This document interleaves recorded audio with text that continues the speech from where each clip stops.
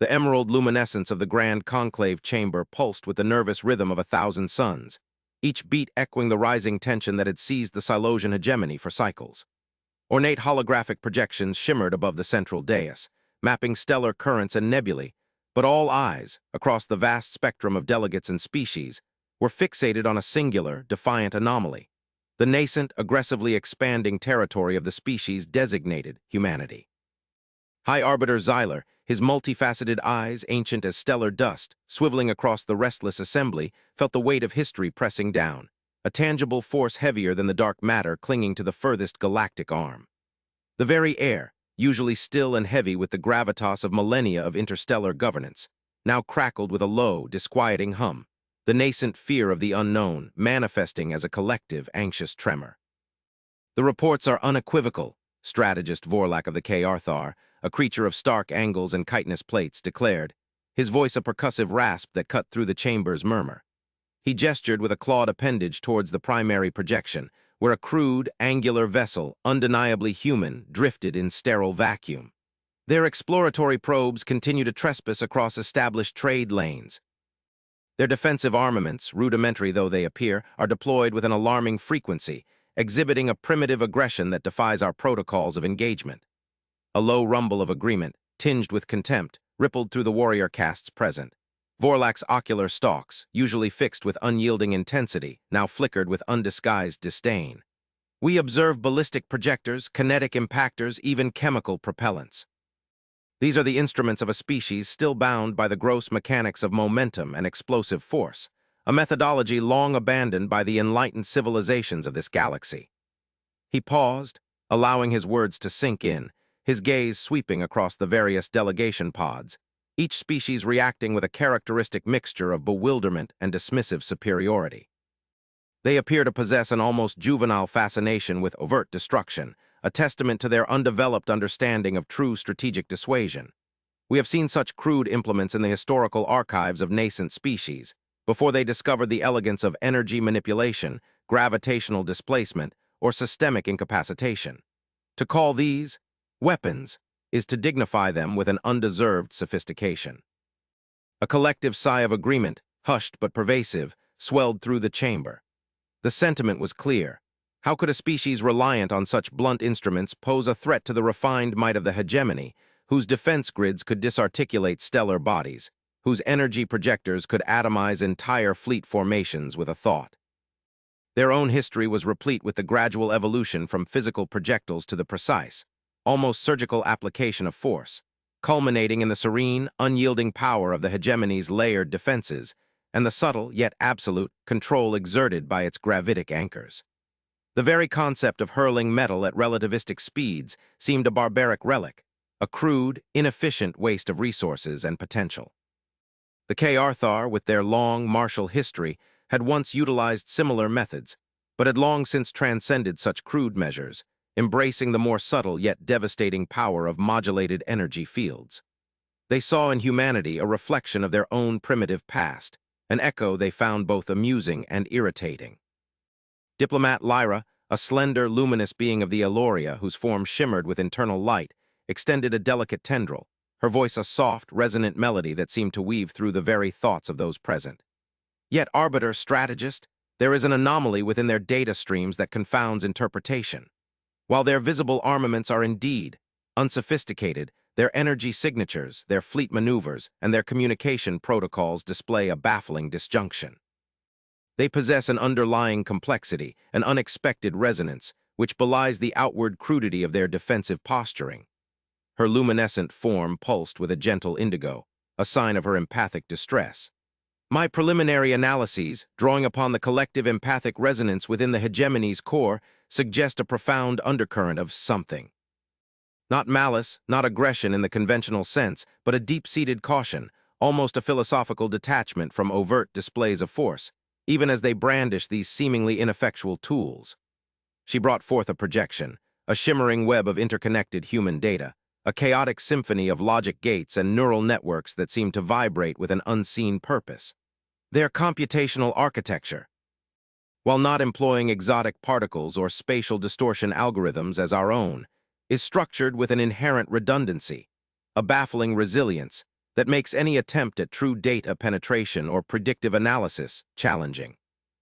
High Arbiter Xyler slowly rotated his massive head, his ancient eyes, each facet a window into a different star, focusing on Lyra.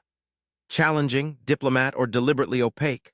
Are we witnessing a species attempting to project weakness as a shield, or are they genuinely so undeveloped that their true capabilities remain shrouded in technological immaturity? The question hung heavy, a philosophical pivot point.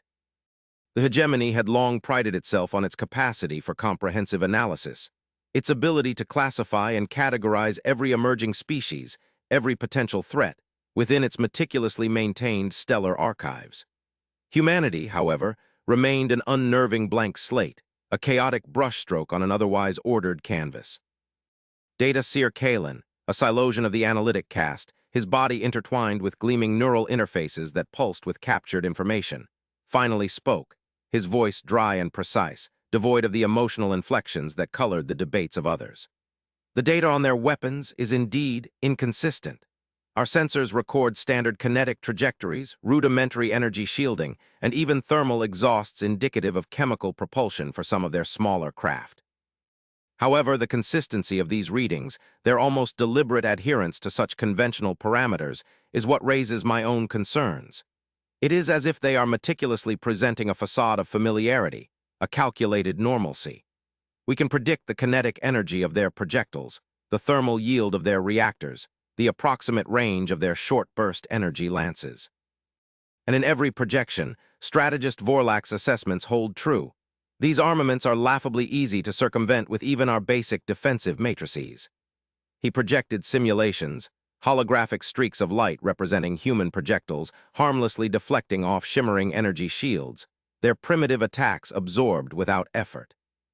Yet what we cannot account for are the moments of silence, the unexplained power fluctuations, the brief, almost imperceptible spatial distortions that appear and vanish around their vessels before any discernible weapon discharge.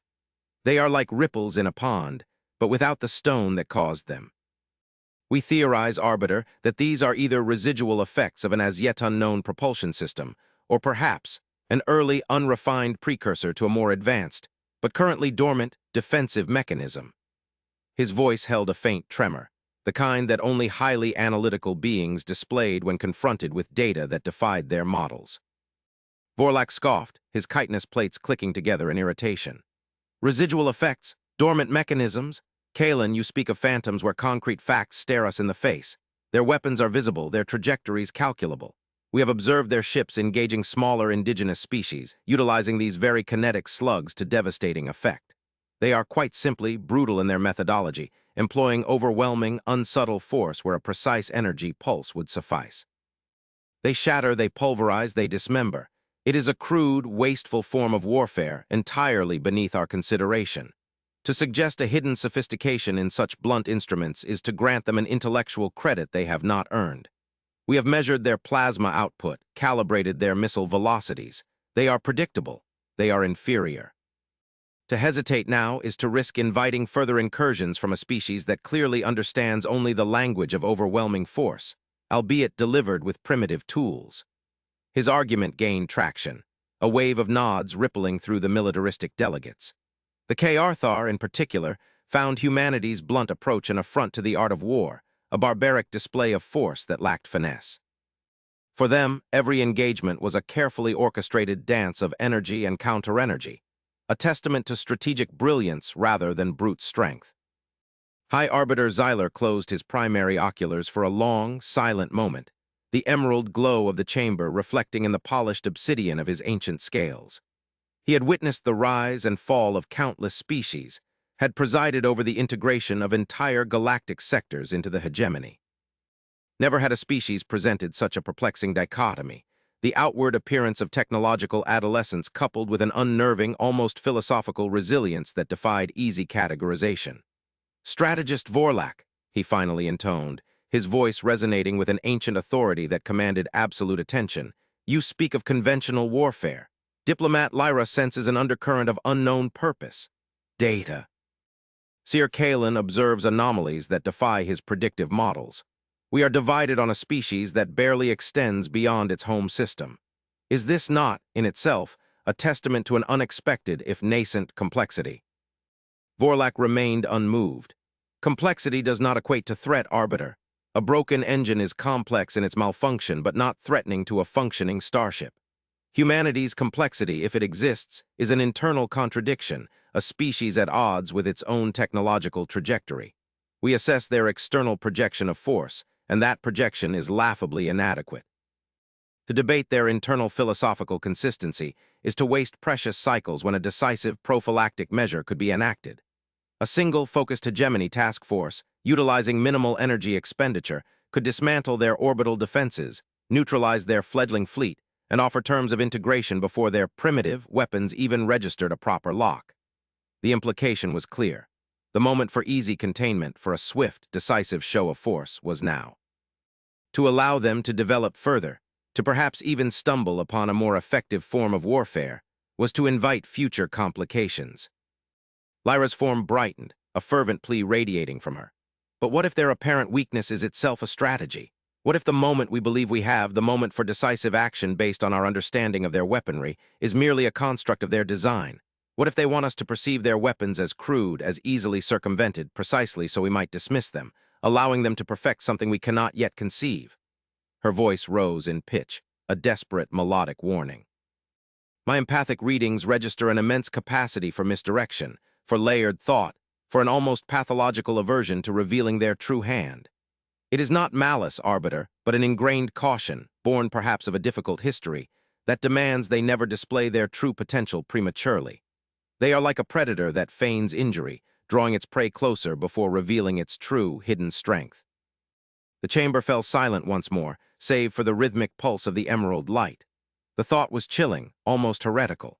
For millennia, the hegemony had operated on principles of clear display of power, of unassailable technological superiority, of a meticulously maintained peace through strength.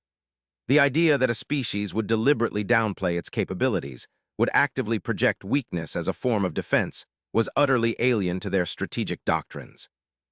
It was inefficient, illogical, and frankly, insulting to the very concept of open, diplomatic engagement. Xyler's voice, when he finally spoke, was a low rumble, filled with the echoes of ancient cosmic wisdom. To mock their weapons, strategist, is perhaps to mock our own understanding.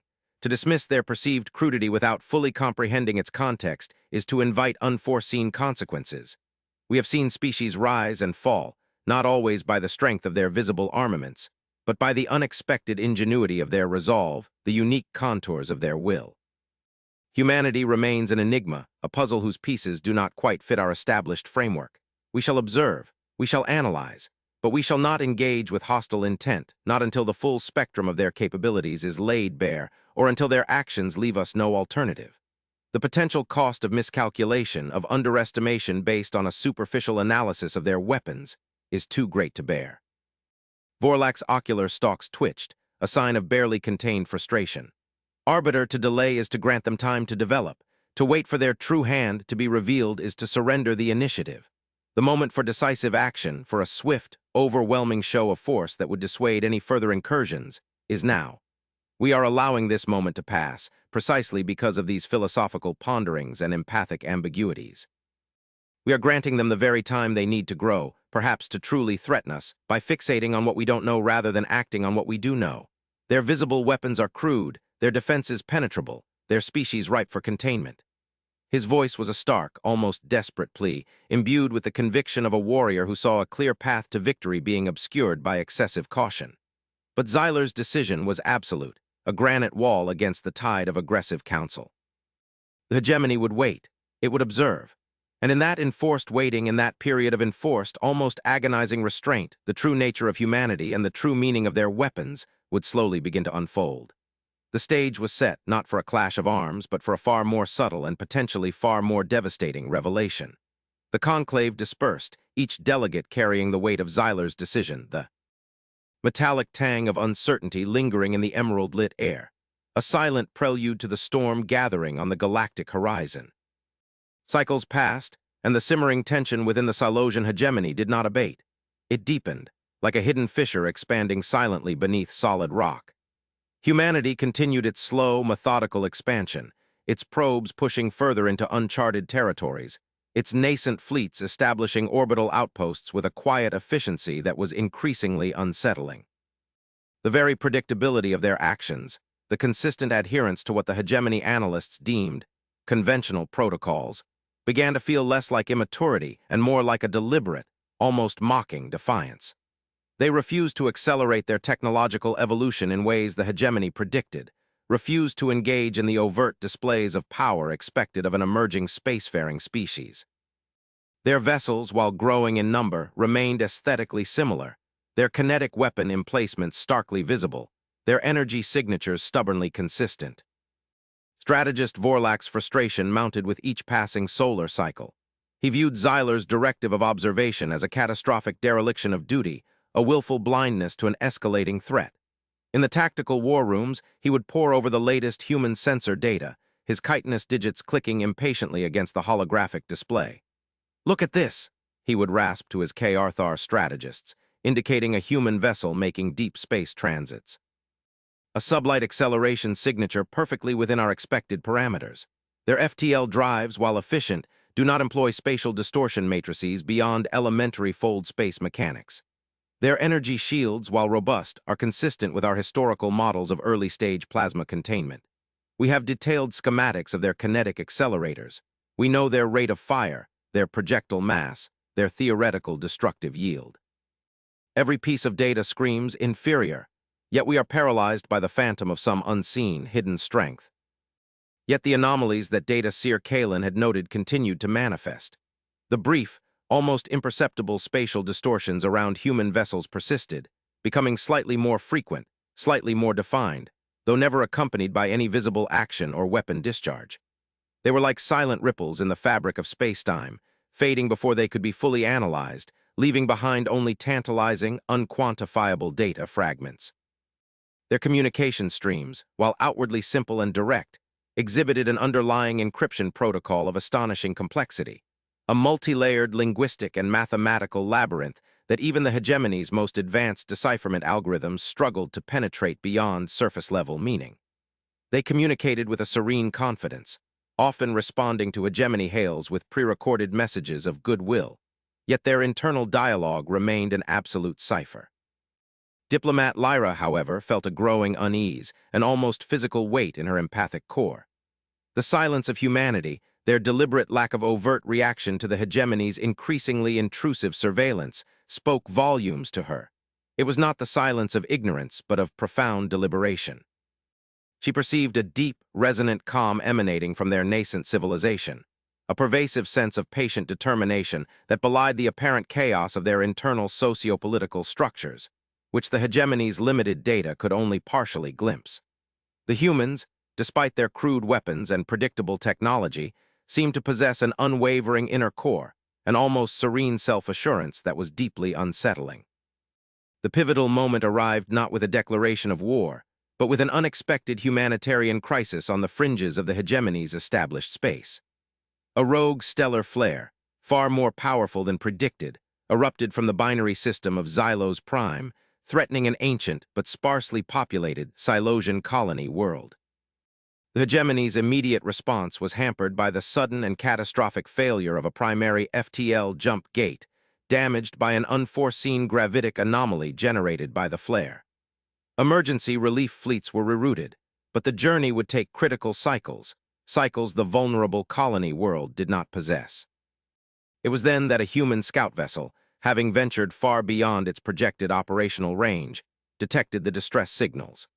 The hegemony's tactical sensors, initially alarmed by the human presence in a restricted zone, watched with an almost stupefied disbelief as the single human vessel, armed only with the very kinetic weapons that Vorlak had so derisively mocked, executed a series of maneuvers that defied expectation. "They are approaching the flare's corona," Kalen's voice, usually a monotone, now carried a distinct edge of alarm. "Their shielding is barely holding. They are pushing their reactors to critical limits, far beyond any observed specifications." Vorlak, who had been present to observe the potential human trespass, felt a flicker of grudging respect, quickly subsumed by renewed contempt. "A fool's errand. Their crude shields will fail. Their kinetic cannons are useless against a stellar eruption. They will be vaporized before they can achieve anything meaningful. It is a pathetic, self-sacrificing gesture, typical of a primitive species incapable of calculating true risk versus reward. But the human vessel persisted. It did not fire its kinetic weapons. It did not deploy any energy-based countermeasures. Instead, as it neared the dangerously unstable stellar mass, the almost imperceptible spatial distortions that Kalen had long noted around human ships suddenly became pronounced. They shimmered, intensified, and coalesced, not into weapons fire, but into something else entirely. Gravitic displacement fields, Kalen suddenly exclaimed, his eyes wide, his neural interfaces flaring with frantic data processing. No, not displacement, redirection. They are subtly altering the localized space-time curvature around the stellar mass. They are using the kinetic energy of the stellar flare against itself. They are creating a controlled, cascading sympathetic resonance within the corona, drawing the destructive energy away from the colony world, forcing it to dissipate along a predetermined, harmless vector. The entire conclave chamber fell into a stunned, disbelieving silence. Strategist Vorlak's ocular stalks retracted fully into his head, a sign of extreme shock. Diplomat Lyra's luminous form blazed with an intensity that threatened to overwhelm her delicate frame, her empathic senses reeling from the sheer, audacious ingenuity of the human action. High Arbiter Xyler simply watched, his ancient facets reflecting the awe-inspiring, silent ballet unfolding on the holographic display. The human vessel, battered but intact, its primitive kinetic cannons still mounted uselessly in their emplacements, held its position for agonizing cycles, its subtle manipulation of gravitic fields preventing the catastrophic energy surge from reaching the colony. They were not fighting the stellar flare. They were coaxing it, redirecting its immense power with a precision and a philosophical understanding of astrophysics that transcended any known hegemony capability. Their weapons, the crude kinetic projectiles the hegemony had so dismissively mocked, remained silent and inert, for they were utterly irrelevant to the true nature of humanity's power. The moment for traditional warfare had passed, if it had ever truly existed, for the humans were fighting an entirely different kind of battle, with entirely different kinds of tools. When the hegemony relief fleets finally arrived, having overcome their own technological setbacks, the threat to Xylo's prime had abated. The human vessel had already begun its slow, deliberate withdrawal, its mission accomplished, its silent weapons having done nothing but observe. High Arbiter Xyler convened the conclave immediately. The Emerald Chamber, usually a theater of political maneuvering and strategic debate, was now hushed, imbued with a profound sense of introspection and dawning realization. The very air seemed to vibrate with a new, unsettling understanding. Strategist Vorlak, Xyler began, his voice devoid of accusation yet laced with an undeniable gravitas. You once spoke of crude implements, of juvenile fascination with overt destruction. You mocked their ballistic projectors, their kinetic impactors, their chemical propellants. Vorlak, his form hunched, his usual aggressive posture entirely absent, merely stared at the floor of his delegation pod. His chitinous plates, usually gleaming, now seemed dull, reflecting the inner turmoil that racked his warrior's mind. I confess my error, Arbiter. My analysis was flawed. My understanding of weaponry was limited. His voice was a strained rasp, heavy with the weight of shattered preconceptions.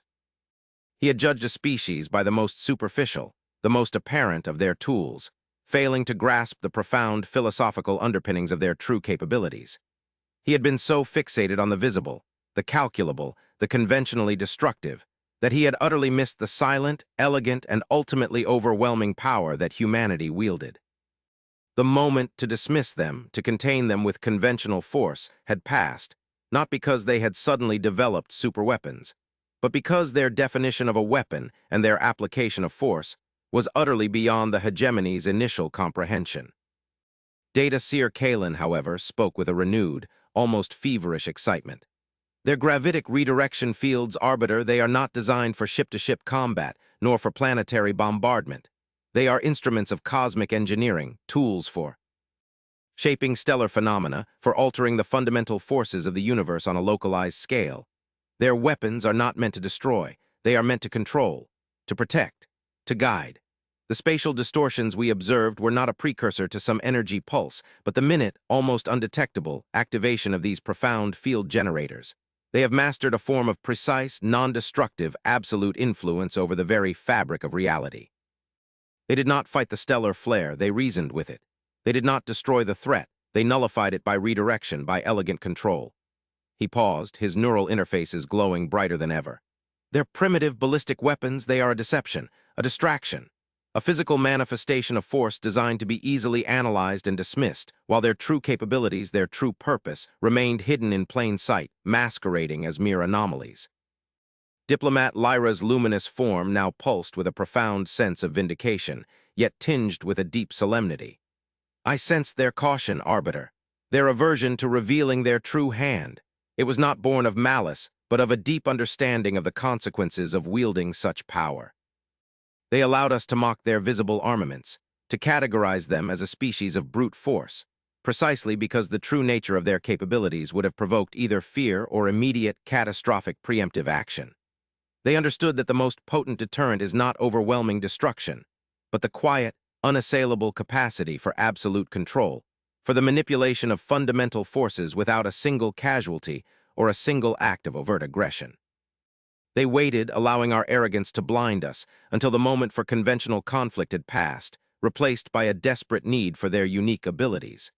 Her voice, usually soft, now resonated with a powerful conviction. They are not warriors in our understanding of the term. They are cosmic custodians. Their weapons are tools of cosmic preservation. High Arbiter Xyler turned his gaze, heavy with cycles of wisdom, to the silent, unmoving image of the human vessel, now far removed from the Xylo's prime system, retreating with the same quiet efficiency with which it had arrived. They permitted us to underestimate them, he mused aloud, his voice barely a whisper, yet it filled the vast chamber. They allowed us to dismiss their capabilities, to categorize them within the limited scope of our own historical and technological paradigms. And in doing so, they ensured that by the time their true nature was revealed, the moment for aggression had long passed. It was replaced, not by fear of destruction, but by profound awe, and now by a nascent hope. He looked at the assembly, his multifaceted eyes sweeping across the stunned faces of the delegates. We stood at a precipice, believing we held the power to push them over. Instead, they revealed a path we never conceived, a mastery that shames our arrogance. The question before us is no longer how to contain humanity, but how to learn from them, how to integrate their profound understanding into the hegemony's collective wisdom. The age of conventional warfare for us has ended. Humanity has redefined the very concept of power, not through destructive might, but through an ethical, logical, and ultimately profoundly powerful form of cosmic stewardship. The conclave, once a vibrant hub of debate and political machination, was now a sanctuary of humbled silence. The implications were staggering. Humanity, the primitive species with the crude weapons, had not merely demonstrated superior technology. They had unveiled an entirely new philosophy of existence, a different understanding of conflict, power, and responsibility. Their calm professionalism, their ethical restraint, their logical approach to cosmic threats that transcended petty territorial disputes, all these qualities, once dismissed as anomalies, now stood as pillars of an entirely new paradigm. The hegemony, for the first time in millennia, felt not superior but deeply, profoundly in awe. The cultural contrast was stark. Where the hegemony sought to dominate, humanity sought to understand and to shepherd. Where the hegemony defined power by its capacity for destruction, humanity defined it by its capacity for preservation. The revelation had not come through a clash of fleets, but through a silent act of selfless, cosmic engineering, an act that had rendered all their preconceptions about weaponry and warfare utterly obsolete. The subsequent overtures from the Silosian hegemony to humanity were marked by an unprecedented level of humility and respect. Diplomat Lyra led the delegation, her every action imbued with the gravity of establishing a relationship with a species that had, without firing a single kinetic projectile or unleashing a single energy blast, fundamentally altered the Gemini's perception of galactic power. The first official contact, after a period of cautious, indirect communication, took place not in a heavily fortified hegemony diplomatic station, but in the neutral vacuum of deep space, aboard a human vessel. The ship, while far from the gleaming, organically grown architecture of Silosian cruisers, possessed an understated elegance, its familiar kinetic weapon emplacements now appearing less like crude tools and more like deliberate, almost ceremonial relics. The interior of the human vessel was a study in functional serenity. Clean lines, soft, diffused lighting, and an atmosphere that perfectly mimicked the optimal conditions for the diverse delegation of hegemony species. There were no overt displays of power, no boasting technology. Instead, a quiet efficiency permeated every deck. The human representatives were equally understated, their expressions calm, their postures relaxed, yet their eyes held a depth of understanding that Lyra found deeply compelling. They were not arrogant in their demonstrated superiority, but rather possessed a quiet, almost weary wisdom, as if they had long carried the burden of their profound capabilities in silence. The initial dialogues were slow, deliberate, each word carefully chosen, each concept meticulously translated. The hegemony representatives, led by Lyra, painstakingly articulated their apologies for their initial misjudgment, their profound regret for their dismissive attitude towards humanity's perceived weaponry. Strategist Vorlak, accompanying the delegation, though still struggling with the shattered remnants of his martial philosophy, offered a terse, almost painful admission of his profound error, acknowledging the limitations of his conventional understanding of conflict. The humans listened with patient understanding, their responses measured and devoid of any hint of triumphalism. Their lead diplomat, a being named Kale, his face etched with an ancient serenity, explained their philosophy. "Our kinetic armaments," Kale stated, his voice a calm, even baritone, were a necessary evolutionary stage. They were designed for a different era, a different kind of threat. They are tools of last resort, of overt, undeniable force, employed only when all other avenues of influence and control have been exhausted. But our true capabilities, the advancements that allow us to interact with the fundamental forces of the cosmos, were developed not for interspecies conflict, but for something far grander, far more existential. He elaborated on the profound ethical burden that came with their mastery of gravitic and spatiotemporal manipulation. To wield such power indiscriminately, to use it for destructive ends, would be an act of cosmic irresponsibility. We understood that to reveal these capabilities prematurely, in an interstellar environment defined by territorial disputes and conventional warfare, would invite either immediate, overwhelming aggression from those who feared us, or a desperate race to acquire similar technologies, leading to unforeseen and potentially catastrophic consequences for the entire galactic ecosystem. Thus, we presented a facade, a simpler, more understandable projection of force. We allowed you to mock our weapons, to categorize us within your familiar parameters, until such a time as a genuine need, a shared crisis, would reveal the true nature of our intent and our power. The moment had passed for the hegemony to view them as a simple threat to be contained. It had been replaced by a moment of shared vulnerability and emergent necessity. The realization settled upon the hegemony delegates like a profound weight. Humanity had not just outwitted them, they had fundamentally outthought them, operating on an entirely different level of strategic and ethical consideration.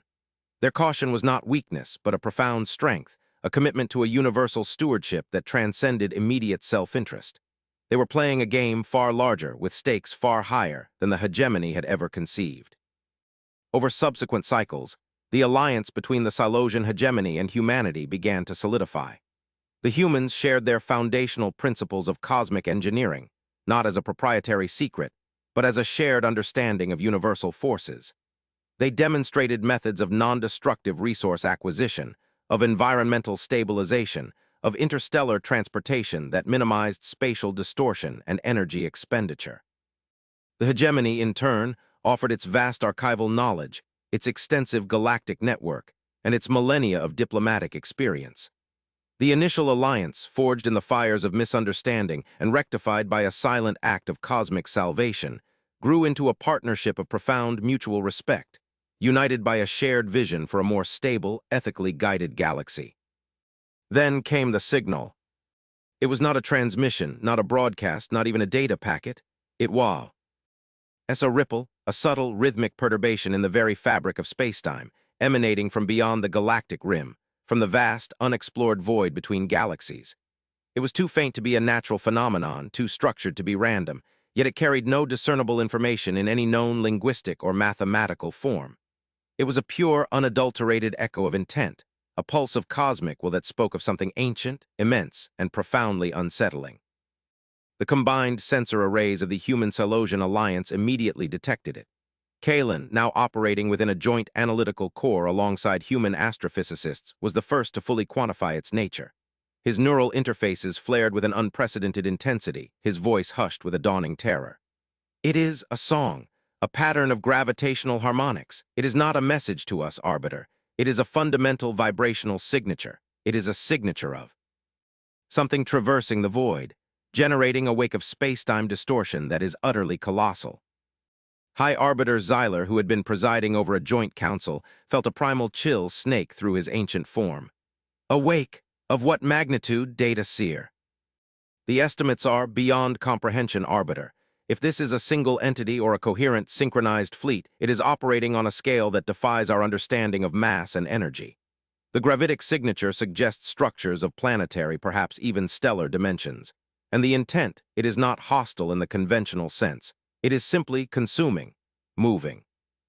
A cosmic force, utterly indifferent to the established order of galaxies, to the very existence of civilizations within them.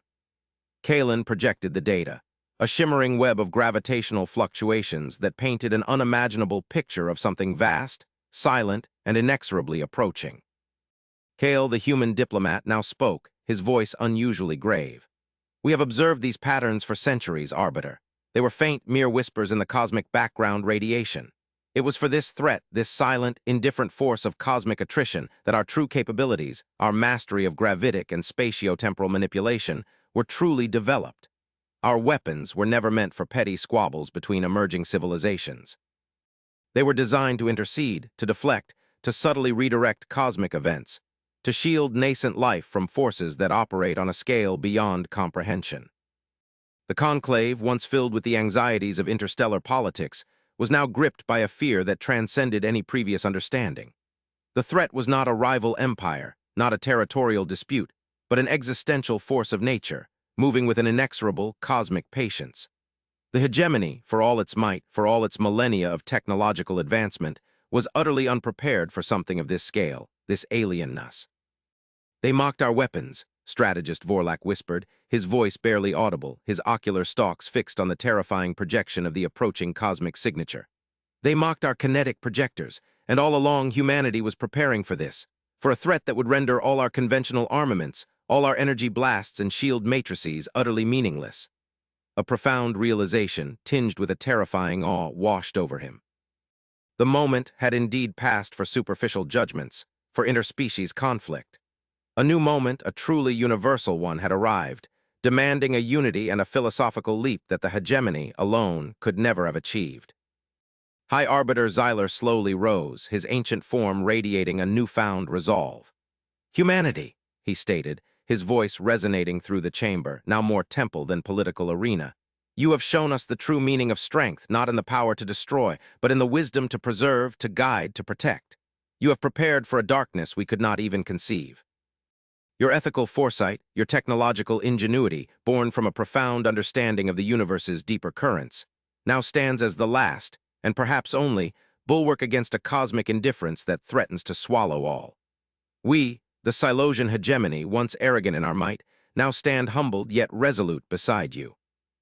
The finality of his words hung in the air, a testament to a galactic paradigm shift. The emerald glow of the chamber, once reflecting political fear and internal debate, now shimmered with a shared, profound hope, tempered by a terrifying understanding of the stakes. The alliance, born from the initial misjudgment of human weapons, and solidified by their quiet, undeniable power, was now faced with a threat that dwarfed any previous conflict, demanding a unity and a collaborative spirit that transcended species, politics, and ancient prejudices. Humanity, once underestimated and mocked for their seemingly primitive tools, had quietly, patiently, and ethically prepared for a mom. And of cosmic reckoning that now demanded a truly universal response. The universe was vast, terrifying, and filled with wonders and horrors beyond imagining.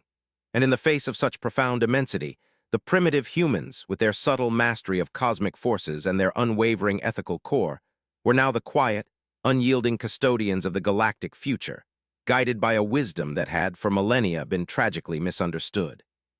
The silent, indifferent song of the void grew louder, and the unified hearts of the Alliance steeled themselves for a new, profound, and utterly unprecedented chapter in galactic history.